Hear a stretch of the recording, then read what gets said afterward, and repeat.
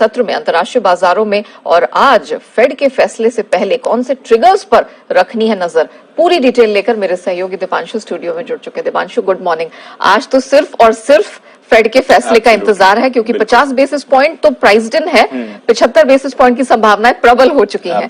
तो होगा क्या, क्योंकि मार्केट कोई क्लियर संकेत दे नहीं रहा है। बिल्कुल नहीं दे रहा है और थोड़ा कॉशियस स्टांस मार्केट ने ले लिया है और ये एक्सपेक्टेड भी था, अनएक्सपेक्टेड नहीं है। भारी गिरावट ऑलरेडी हो चुकी है, फेड की बढ़ोतरी के लिए बाजार तैयार है। अब कितनी बढ़ोतरी होगी यही सवाल है।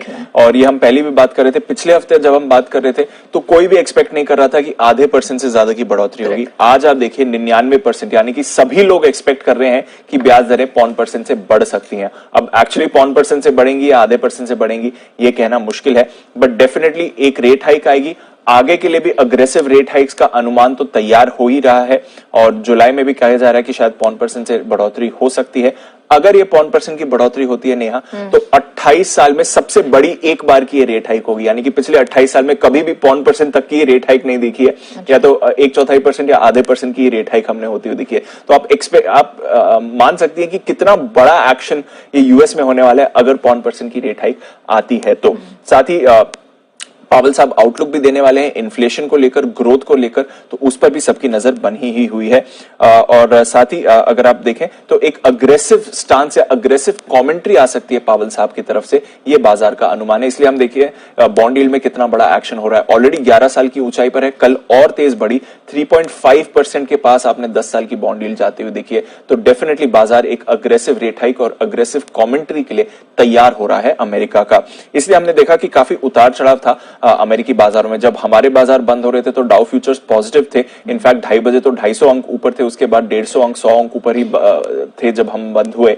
उसके विपरीत हमने देखा कि करीब 150 अंक गिरकर डाउ कल बंद हुआ है, 550 अंकों की रेंज में था। तो काफी वॉलेटाइल कारोबार रहा, लगातार 5वें दिन डाउ में गिरावट देखी है, बट नैस्डैक आखिरी घंटे में रिकवर होकर पॉजिटिव क्लोज हुआ। तो लंबे समय बाद एक मिलीजुली क्लोजिंग आपको यूएस में दिखी है। दिग्गज आईटी शेयर्स में निचले स्तरों से आपने खरीदारी आती हुई देखी, हालांकि बॉन्ड यील्ड ऑफ कोर्स काफी तेजी से ऊपर वहां पर गई है।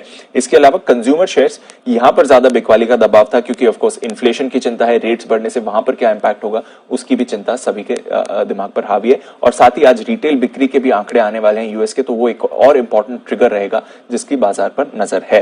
यूरोप की बात करें, आधे से 1% की गिरावट देखी। ज्यादा एक्शन कल हमने कच्चे तेल में बनते हुए देखा, $125 का स्तर छूने के बाद $5 की गिरावट आई। आज सुबह फिर से हल्की हल्की खरीदारी आ रही है, 121 पर आपको ब्रेंट दिखेगा, बट काफी उतार चढ़ाव आपने कच्चे तेल में कल होते हुए देखा। काफी सारे ट्रिगर्स हैं। एक तो ऐसा माना जा रहा है कि जिस तरह से एलिवेटेड प्राइसेस हैं, शायद अगले साल इतनी डिमांड नहीं रहे, सिर्फ 2% डिमांड बढ़ने की संभावना है। वहां का फैक्टर है अमेरिका में वीकली भंडार बढ़कर आए हैं अनुमान से ज्यादा, वो एक सरप्राइज था। और एक बड़ा ट्रिगर, अगले महीने बाइडेन साहब सऊदी अरेबिया जाने वाले हैं। अब सऊदी अरेबिया और बाइडेन एडमिनिस्ट्रेशन के बीच ऑलरेडी काफी सारा फ्रिक्शन रहा है, तो क्या अब ये अपना तनाव कम करेंगे? क्या वो ओपेक को, सऊदी अरेबिया को कन्विंस कर पाएंगे कि आप अपना सप्लाई और बढ़ाइए, दामों को कूल ऑफ करिए? उसी के स्पेकुलेशन में भी हमने देखा कि कच्चे तेल में कल गिरावट आती हुई देखी। तो काफी सारे फैक्टर्स हैं कल की तेल की मूव के पीछे। अदरवाइज डॉलर इंडेक्स तो मजबूत है ही, 105 पर है 20 साल की ऊंचाई पर, तो उसका भी कमोडिटीज पर असर पड़ रहा है। गोल्ड देखिए $1810 पर आ गया है 2-3 दिनों में, $75-80 की गिरावट आपने गोल्ड में आती हुई देखी है। बेस मेटल्स पर और दबाव है क्योंकि चीन में लॉकडाउन की फिर से चिंता बढ़ रही है। तो कल 6 महीने के निचले स्तर पर था एल्यूमिनियम, आज 7 महीने के निचले स्तर पर है। जिंक 3.5 महीने, निकल 3.5 महीने के निचले स्तर पर है, जिंक 1 महीने के निचले स्तर पर आ रहा है। तो कमोडिटीज में थोड़ा प्रेशर हमने जरूर देखा है, बट ऑफ कोर्स आज का बड़ा ट्रिगर पूरा फेड की तरफ से है।